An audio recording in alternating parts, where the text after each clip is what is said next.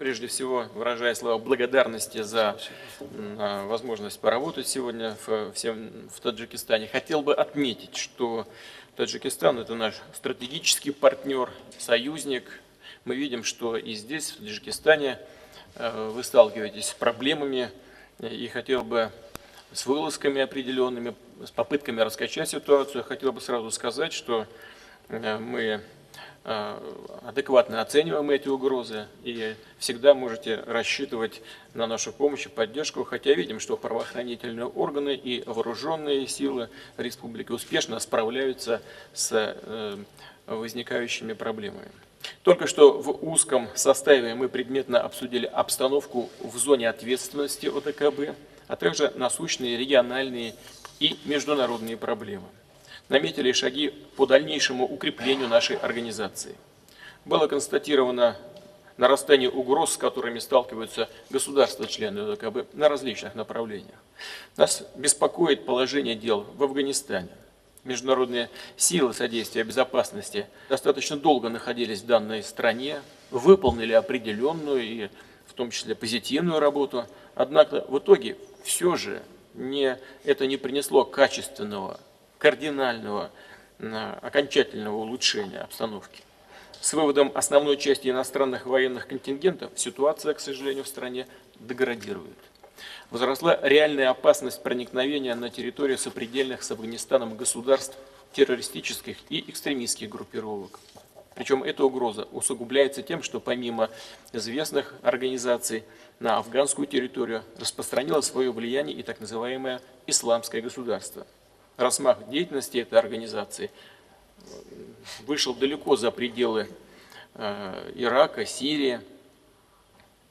Террористы устраивают массовые казни, ввергают в хаос и нищету целые народы, уничтожают памятники культуры, религиозные святыни.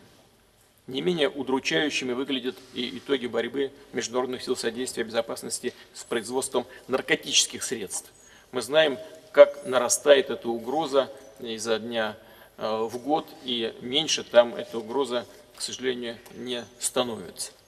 Но я упомянул о ситуации в Сирии, в Ираке. Это так же, как и ситуация в Афганистане, всех нас беспокоит. Позвольте два слова отдельно сказать по этому региону, о ситуации вокруг Сирии. Положение дел здесь очень серьезное.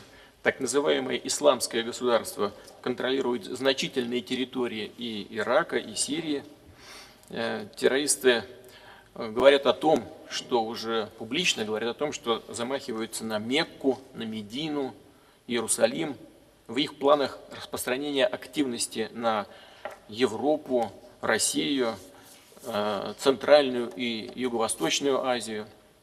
Тем более, что в рядах, нас беспокоит это, тем более, что в рядах ИГИЛ проходят идеологическую обработку и военную подготовку боевики из многих стран мира, включая, к сожалению, и европейские страны, и Российскую Федерацию, и многие страны бывшей Республики Советского Союза. И, конечно, нас беспокоит их возможный возврат на наши территории.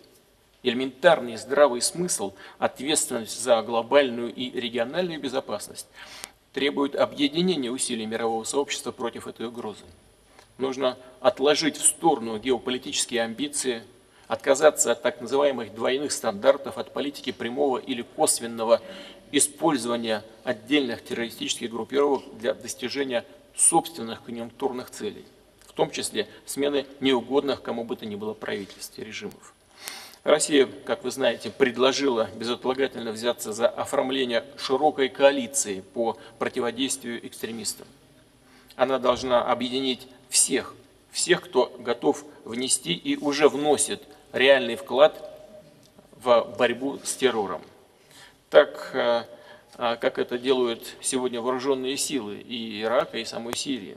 Мы поддерживаем правительство Сирии, хотел бы это сказать, в противостоянии террористической агрессии. Оказываем и будем оказывать ему необходимую военно-техническую помощь. И призываем присоединиться к нам другие страны.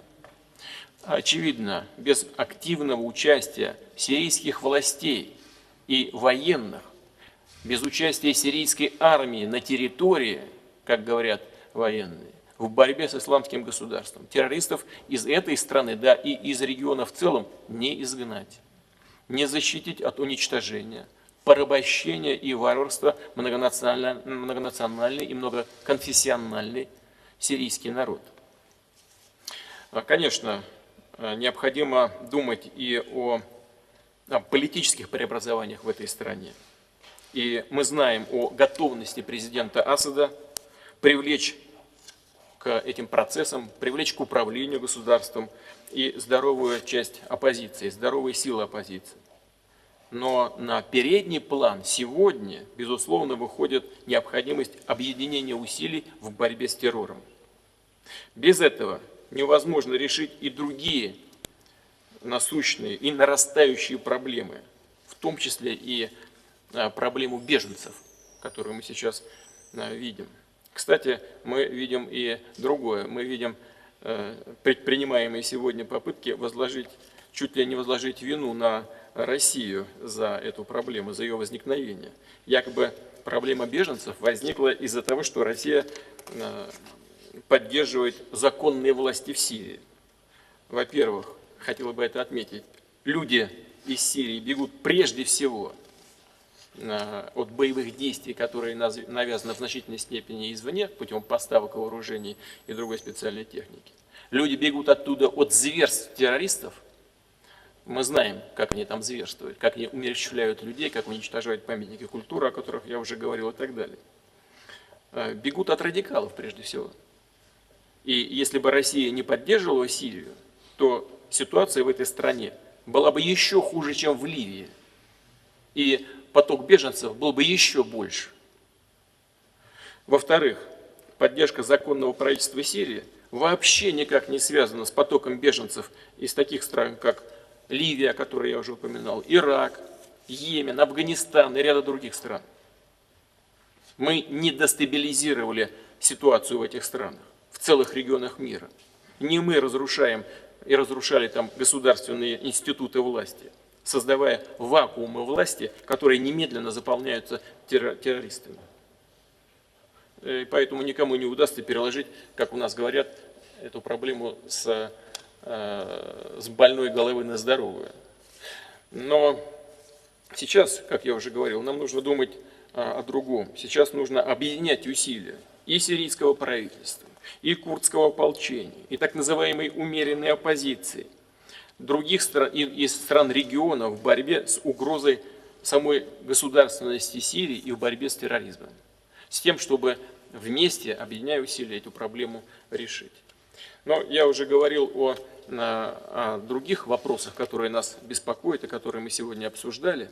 В этой связи хотел бы отметить, что мы планируем и дальше укреплять взаимодействие наших вооруженных формирований. Планируется целый ряд мероприятий по этому направлению. Хотел бы подчеркнуть также, что наше сотрудничество в рамках ОДКБ, безусловно, не направлено против кого бы то ни было.